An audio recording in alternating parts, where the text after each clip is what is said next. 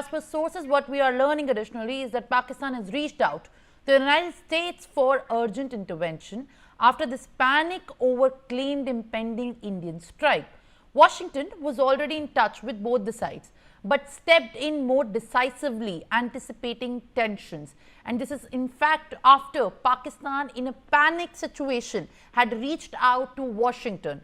This is what we are learning in the latest, and my colleague Megha Sharma continues to be live with me on the broadcast. Megha, what are you picking up as far as the panic in Pakistan that engulfed after the Indian side inputs denoted that there is possibly a very strong proximity of now also attacking the Rawalpindi base?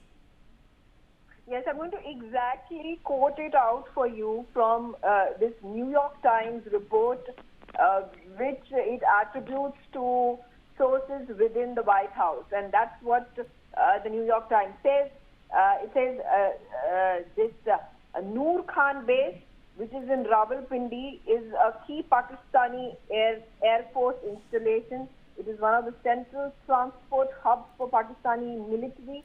It is home to the air refueling capability that keeps Pakistani fighters aloft. It is also a short distance from the headquarters of Pakistan's Strategic Plans Division, which oversees and protects the country's nuclear arsenal, is the report that has been filed by New York Times. Now, if you would remember what happened yesterday in the series of developments during the day, in the morning at around between 10 and 11 a.m. is when there was a report that was shared widely that the Pakistani military made a comment, made an announcement that the Pakistani Prime Minister was in fact going to hold a meeting with the Central Command Authority, which was the body that oversees the nuclear arsenal in Pakistan.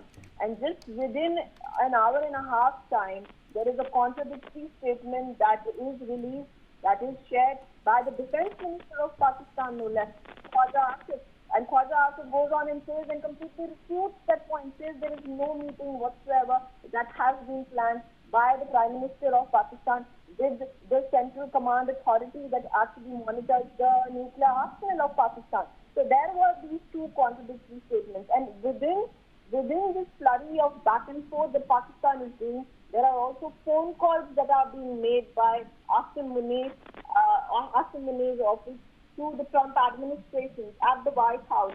And that's when that message is communicated by the Americans to Pakistan to dial down, to stop this or to stop these attacks and counter-strikes, because they are clearly not capable of actually now again striking India, because they sent air bases, the air base installations of Pakistan have been completely destroyed, annihilated by the Indian armed forces with the Rafale jets and the ballistic missiles, the Scalp and the Hammer, and the BrahMos that have hit the airstrips, that have hit the ammunition depots, that have hit the refueling transport installations in several parts of Pakistan, including in Rawalpindi and Sukkur and in Kabul. And that's when there has been this hotline that has been utilized by Pakistan Military Operations Director General,